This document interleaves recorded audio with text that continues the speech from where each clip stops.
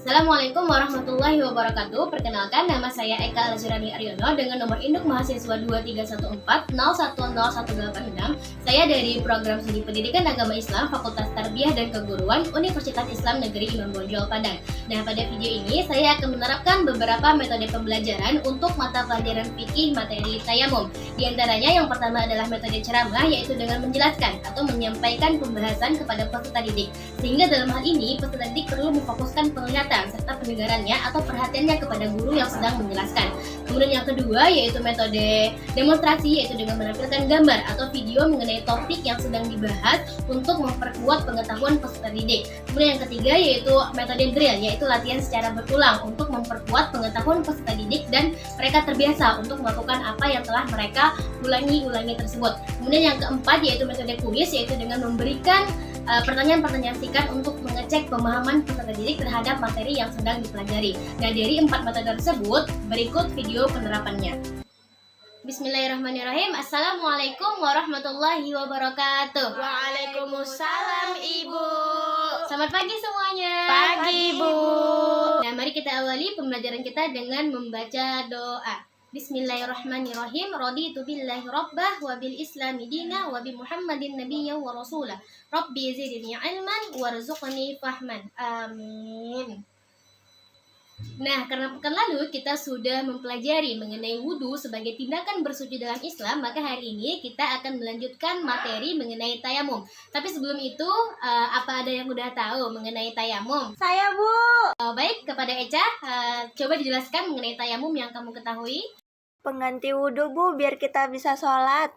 Baik, benar sekali ya. Jadi tayamum ini merupakan tindakan bersuci dalam Islam dengan menggunakan debu sebagai pengganti dari wudhu atau mandi wajib ketika kita tidak menemukan atau tidak bisa menggunakan air.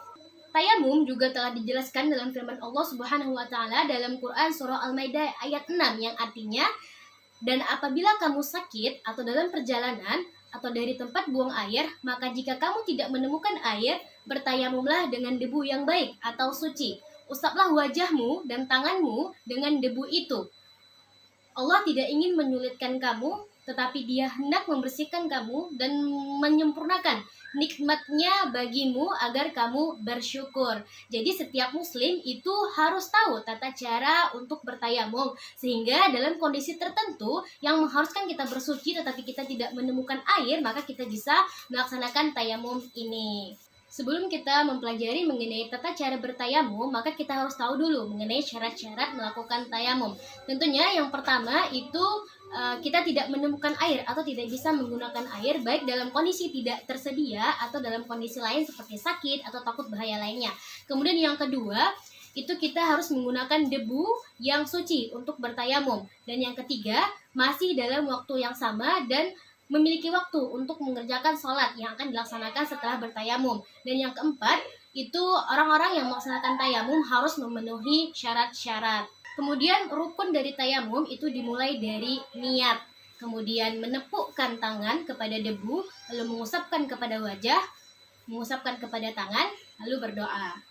Nah, mari kita mulai dengan niat. Jadi setiap kalian harus hafal niat dari tayamum. Coba ikutin Ibu ya. Iya, Bu. Nawaitut tayammuma. Nawaitut tayammuma. Nawaitut tayammuma. Nawaitut tayammuma. Istibahatis sholati. Istibahati sholati. Istibahatis sholati. Istibahati sholati. Fardolillahi ta'ala. Fardolillahi ta'ala. Fardolillahi ta'ala. Fardolillahi ta'ala. Sekali lagi ya.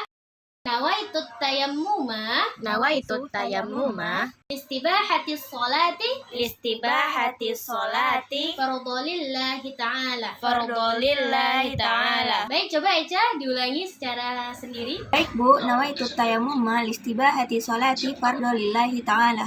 Baik, bagus kepada Eca ya. Nah, selanjutnya kita akan mempelajari tata cara tayamum. Untuk memperkuat pengetahuan kalian atau mempermudah kalian memahami bagaimana cara melakukan tayamum, Ibu akan menampilkan sebuah animasi foto mengenai cara bertayamum. Jadi tolong diperhatikan ya.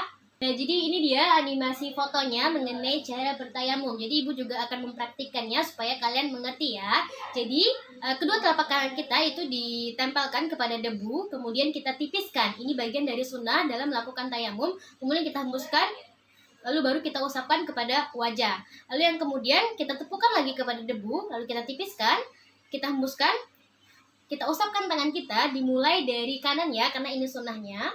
Kita mulai dari kanan atas, lalu kita pindah ke tangan kiri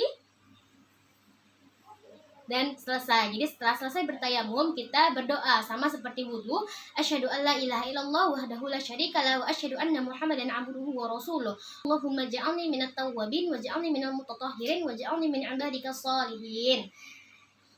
Nah, jadi seperti itu dalam melaksanakan tayamum ketika kita tidak menemukan air untuk berwudu. Nah, Ibu kira kalian sudah cukup mengerti mengenai materi tayamum pada hari ini. Jadi di akhir pembelajaran ini, Ibu akan memberikan 3 pertanyaan kuis untuk mengecek apakah kalian benar-benar paham mengenai materi tayamum. Bersedia? Bersedia, Ibu. Nah, pertanyaan pertama, apakah kondisi yang memperbolehkan kita untuk melakukan tayamum? A.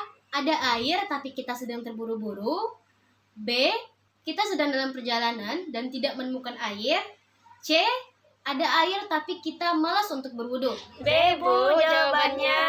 Bagus, jawabannya B ya. Kemudian pertanyaan kedua. Setelah melafazkan niat, apakah yang kita lakukan pada saat tayamum? A. Menepukkan telapak tangan ke debu. B. Mengusap wajah. C.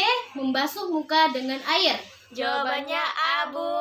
Bagus, jawabannya benar semua. Kemudian yang terakhir, ini Ibu akan memberikan suatu pernyataan untuk mengecek apakah kalian benar-benar paham tentang materi tayamum ini. Jadi kalian tentukan ya, pernyataan yang Ibu sampaikan ini benar atau salah. Nah, pernyataannya yaitu, kita boleh melakukan tayamum kapanpun dan dimanapun, karena tayamum memudahkan kita untuk melaksanakan sholat dan ibadah lainnya. Benar atau salah? Salah, Bu.